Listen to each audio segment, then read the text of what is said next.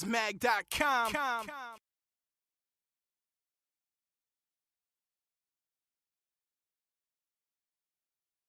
Hello, how are you? Good, how are you? Excellent. Awesome. How are you enjoying your stay at Niagara Falls? It's been wonderful so far. Yes? Yes. Yeah, the weather's been very nice, and I've never been here before, so that's always fun. Excellent. Yeah. And how are you planning on going over to Canada? Yeah, I am going to be in Canada on Monday and Tuesday and Wednesday. I'm staying here past the end point of the convention and taking a little vacation and then going home. So, Awesome. yeah. Cool. Cool. How have your panels gone? Good, good. It's really nice to be at a smaller convention because I was just at Anime Expo, so it's nice not to have like hundreds of thousands of people. Yeah, no, the panel's been really great, and people have been asking really good questions, which is always fun, and definitely can't complain. And now you're the only voice actor here. Yeah. How is that being the only one? Like you don't have the voice actor group to hang out with? Right, yeah, no, it's different. I was actually a little nervous about it because I think this is the first convention I've ever been to where I didn't know anybody. Like even if there's no other voice actor guests, there's usually at least one other person I know that I've met at some other convention, Okay. or I know someone on the staff or something like that. But yeah, this is the first time that I've ever been to a convention where I knew absolutely nobody. So, and I knew We Rise magazine from interviews, or the interview that we had done for the issue in whatever month Yeah, that the was. cosplay Yeah, issue. but that was all through email. So it's the first time I've ever met Daryl in person or anything like that. So. Yes. Yeah, but no, I mean everyone's been super nice, and I've made lots of friends this weekend, and it's been cool. Excellent. Now, did you get to go to the artist alley and? Yeah, I got to walk around there for a little bit. Yeah. Just a little bit, yeah. Do you get tempted to buy things? Do you Oh, buy yeah. things? Yeah. Oh yeah. No, actually, anytime I see a figurine of a character that I have voiced and it's not, horribly priced, I'll usually buy it because I have a little collection going Cool. of characters that I like that I voiced, and or like if I see just any type of merchandise from a show that I've been in, whether it's a keychain or I like to get commemorative items Yeah. for shows I've done. So, or a lot of times for things like Artist Alley and things like that, I usually like to go and try to buy at least something because everything in Artist Alley is handmade. So I like supporting the Yeah. artists and all that They good had some stuff. very cool things. We interviewed someone that made mugs. Oh, cool. They're like frosted. And Yeah, there was somebody in there that had it was like lamp art or something. Oh, Like, really? I don't know if you saw that booth. It was really cool. It was steampunkish. Yeah, they were lamps, but they were made out of like steel pipes, and Yeah. they looked like people, but the heads were the lamp part, I That's guess. pretty I don't cool. know. Yeah, it was interesting. They were all kinds of fun colors and things like that. So yeah, really interesting stuff in this dealer room, which is cool. Now, you grew up watching anime, correct? Mm-hmm. So, do you still watch anime? Yeah, I've definitely, ever since becoming a voice actor, I think I've definitely become a little desensitized to it. I don't watch it near as much as I used to, but I do definitely still enjoy it. So. Now, in the magazine, the cosplay magazine, you dressed up in cosplay. Do you Yeah. often do that? I or- used to. I actually don't really get to do it as much anymore, and that's mostly time constraints because with voice acting and with just working in general and with travel, there's usually not a whole lot of time to do that. Or if I'm at a convention, I'm usually there. If I'm there all weekend, these days it's usually as a guest, and so I don't really have as much time to cosplay anymore because obviously I'm bound by my schedule, and that has to be first priority. And usually if I go to a local convention, I only go up for a couple of hours just to say hi to friends and support people that are guests that I'm friends with or whatever. Because I do have a lot of friends that I have met through cosplay, and some of them are from out of town. So local Dallas conventions is one of the only times I get to see them. So sometimes I'll just go up and walk around in normal clothes and say hi to people. But occasionally I still cosplay, very, very occasionally. I have a couple of friends that are really interested in photography, and so sometimes they'll want costumes for photo shoots because they're working on portfolios right now, or they'll want models for makeup or special effects or things like that. And so when it comes to like pictures, that's more of what I do nowadays is posing for people's makeup portfolios or things of that nature, and less cosplay. But Okay. yeah, whenever I get a chance, I try to because it's still a lot of fun. and I still enjoy it. Cool. And you just graduated college, what, like a year ago? I graduated in December of 2011, so okay. almost 2 years ago. Almost which is 2 years really ago. weird. Oh. I thought one of the Really staffers weird. for We Rise said that it was quite recent. What did you major in? I actually majored in international studies, which always throws people off because they expect me to say theater, I guess. But international studies was really interesting to me, and I wanted to study. I think I talked about this in the interview in We Rise magazine. I'm a big fan of backup plans, and acting is extremely unstable, and you never know when it's all going to go away or when it's not going to, at the end of the day, you have to have a way to pay the bills. So I wanted to study something else besides acting. When I was in college, I was already working as a professional actor. I was already making money, and so I thought, I should probably use school as a way to learn about something else that I could hopefully make money with in the future if this all goes away. So I majored in international studies and minored in Japanese, which I've been able to sort of apply at Funimation a little bit, which works. I was about to say, do you plan on using that to further your career with Funimation, or? I definitely, it's definitely been helpful in the past. I don't think I could use it solely as an instrument to further my career at Funimation, because luckily all of our scripts and stuff are adaptations of literal Japanese translations, which are provided, they're provided to us from Japan when they send us the materials. But sometimes when there's like script discrepancies, or if like a joke isn't translated very well, or we don't understand it, or there's some confusion on how to pronounce a Japanese name, sometimes they'll call me in and have me clarify for that reason, or using the Japanese and all that good stuff. So that's been interesting. But international studies basically means that I can do business with like any country or something like that. I mean, it's a very broad generalization, but yeah. And my dad has always worked for international companies, so that's always been a fascination for me. And growing up with that and learning about different cultures and languages and things of that nature. So it definitely wasn't something that I forced myself to learn about. It was already an interest. Okay, cool. Including voice acting, what else have you done on the side to maintain money, since we know that? Right, it's either feast or famine. Yes. I do anime voice work for Funimation Entertainment. I do video game and live action foreign film dubbing for Okatron 5000, which is Funimation's sister studio. I worked at Bath & Body Works for a little while. Didn't really like retail that much. It kind of sucked. Yeah. But it was definitely a good experience and extremely humbling. But you smelled pretty. Yes. I'm like, come to Bath & Body Works. I'll make you smell good. And I love their products, so it was fun to sell them. And then I also occasionally teach theater workshops and intensives at a local community theater in my area for young actors, like children and as old as high school.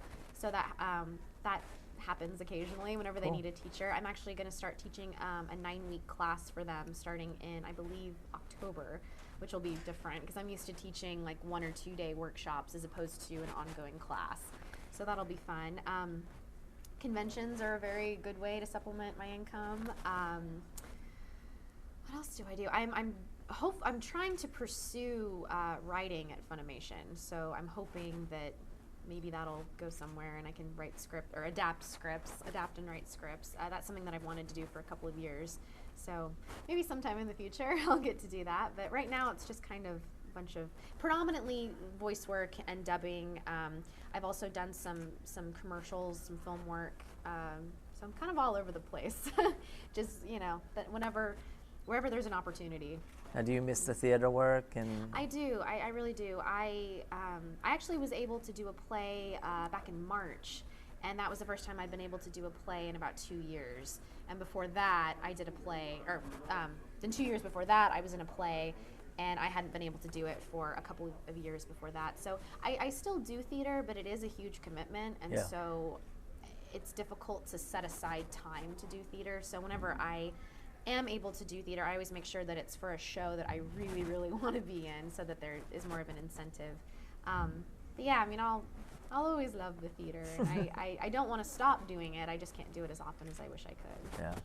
What video games have you worked on, and are you working on any that you can speak about? I actually just recorded for a video game last week, but unfortunately I can't talk about it.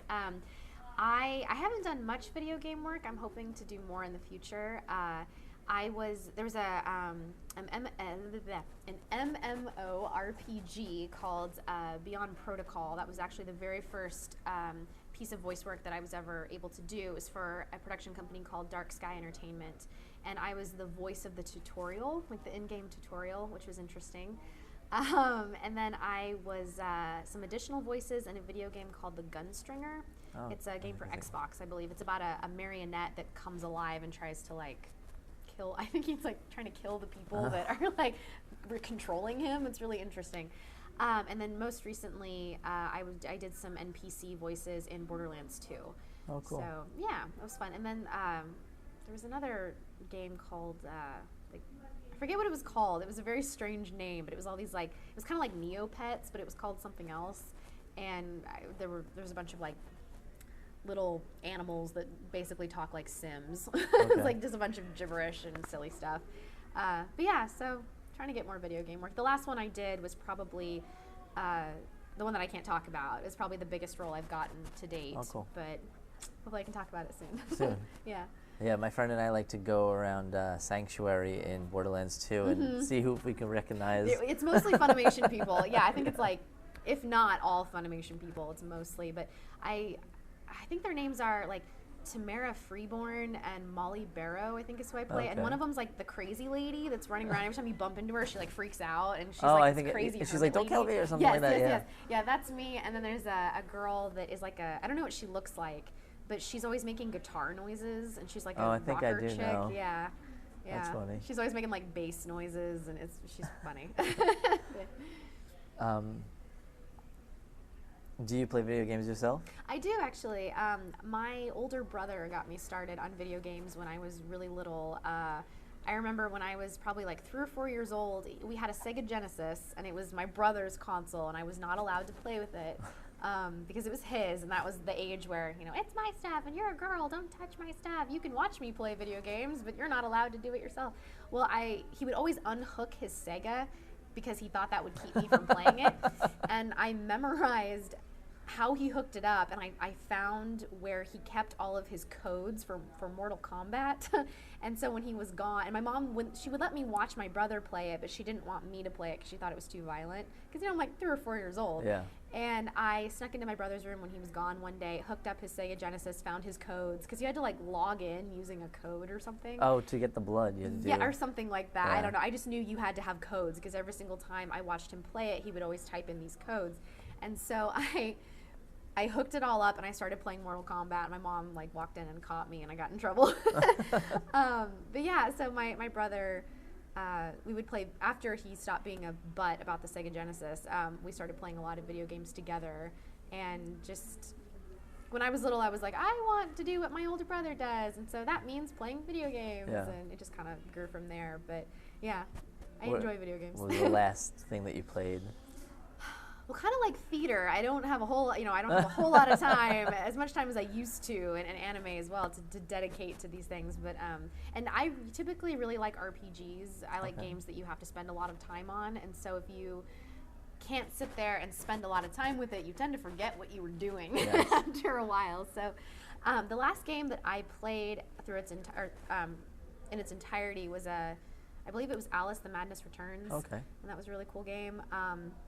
I really like fighting games. I was real big into Dead or Alive, like in high school, and I'd play on Xbox Live and, you know, the whole 9 yards. And I was real big on Dead or Alive and Tekken. Those are my 2 favorite fighting games. Love Final Fantasy, the Final Fantasy series. I love Kingdom Hearts. I'm really bad at first-person shooters. I love watching people play first-person shooters, but I myself am very, very terrible at them. But yeah, like all kinds of stuff. Yeah, I think Alice was the last one that I played all the way through because it's a fairly short game. Okay. But can you explain? Okay. Explain what? The hashtag. Damn you, Brian. Damn you, Brian. Where to start with hashtag Damn you, Brian? Well, we, as in me and the We Rise magazine people, were all having dinner at TGI Fridays last night, and there was a individual by the name of Brian that was sad that he could not be here. And I have never met Brian, and apparently he was sad he couldn't be here. He was sad he couldn't hang out with us. And so just to give him a hard time, I said, we should create a hashtag that's called Damn You Brian and just blame him for everything. Because it'll be like, it'll be as if he's here, and it'll just sort of be like, we're thinking of you, Brian, and we're not really damning you. We're just including you in our shenanigans. So that's what happened. And then it became find anything that you could possibly want to complain about, and then put hashtag Damn You Brian. Yes. So Yes. if anything goes wrong in your life, Damn You Brian. damn you, Brian. Yes. But then if something really, really good happens, you can also say, bless you, Brian. You could. You could. But Damn You Brian's much more fun. So it's now a thing on Twitter, and we're trying to make it trend. Yes, trying. So the name of your fan club is Caramel Yes. Kisses. Yes. What is the significance behind that? Like, are you really in love with caramel, or?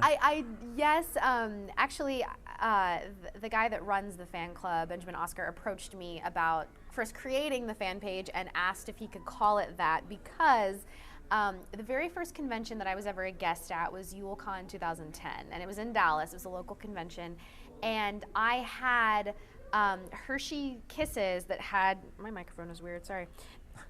Excuse me. I had Hershey Kisses that had caramel in them, the caramel Hershey Kisses, and I had them in a Disney princess bag, like a Ziploc bag, and I really liked chocolate, I'm going to admit it, and I had been eating them, and so it was combined. It was the combination of getting hyper off of chocolate and being hyper that I was and excited that I was a guest at my first convention, and then being around people that I work with and love and just having fun with them. And I got really, really hyper and started going around and offering people these caramel kisses and being like, you want a caramel kiss in the princess bag? and of course, one of my dear friends, Josh Greeley, was at that convention with me, and we just feed off of each other's hyperness. And so then he started doing it, and then Terry Doty started doing it, and it just became this inside joke with everybody there. And then it transcended the convention, and then we would talk about that online. And then Terry Doty and J. Michael Tatum have a podcast called That Anime Show, and they had me as a guest on the podcast shortly after that convention, and we talked about that inside joke. And so more people were able to hear about it because of this podcast, and then it just kind of stuck from there. And so now it's this thing, and I'll go to conventions and people will bring me bags of like these caramel kisses, and they're like, here's a bag of chocolate. But no, I do really like hollow chocolate filled with caramel. So yeah, that's how it came about. That's like one of the other voice actors, I believe, is like bacon. Anything bacon. Oh is- yeah, for sure. Yeah. So Yeah.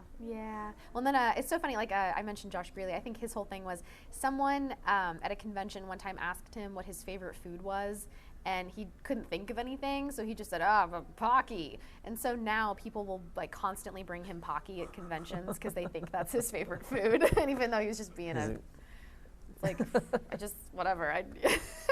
So. he's like, money. Money's my favorite food. I really like $100 bills. So what other conventions do you plan on going to this year? For this year, I've got obviously this one since it's not over yet. In August, I will be at Motaku, which is in, if I have these straight, that one is in Kansas City, Missouri. And then I will be, I think the weekend after that, I'm not sure which, it's like the last 3 weekends in August or something. Then I will be at GeekCon in Madison, Wisconsin. I will be at Anime Fest in Dallas, Texas. Then in September, I will be at Anime Syracuse in Syracuse, New York. And then I believe it's in November. I can't remember the name of the convention, but it's in South Padre. I think it's BonsaiCon in South Padre. So That sounds fun. yeah, I'm excited. BonsaiCon. Yeah, bonsai. So yeah, that's about it. And any anime that you can speak about that you are going to be in? Well, I don't know what I'm going to be in. I 'cause mean, I'm- that you If I have knew voice that. for. Yes, this is true. Yes, Guilty Crown comes out next month on August 27th. I voice Inori in that. Haganai also comes out next month. I'm not entirely sure what the date is, but you can find all that information on Funimation's website. I voice a character named Rika in that. And then on October 22nd, Blood Sea: The Last Dark comes out, which is the movie continuation of the Blood Sea TV series. It takes place about 6 months after the series ends. And I voice Saya in that, and she is crazy and awesome. And bloodthirsty. So definitely check it out. It's by IG Production, and the animation's gorgeous, and lots of blood, as the name suggests. Good. So yeah, lots of cool stuff coming out. Well, thank you very much for your time. Thank you so much. And we will see you again soon. Yeah, awesome. Excellent. Bye. Whichever camera I look at. Sweet action. Run across the cameras. Run. I just want to say, if that goes over, just stop us after a question, and we could just, then you can hit record again. That's what I did with somebody when I was recording myself. Not recording myself, but. I mean, what? Oh God. I swear I wasn't. Okay, Buffalo Bill. All right, let her go. There you go. I'll use that hashtag. She's tweeting right now. Hashtag damn you, Brian. BRIAN. Yay! She's like, can't get past this interview. Damn you, Brian. I love it. See, already the magic is spreading. Damn you, Brian.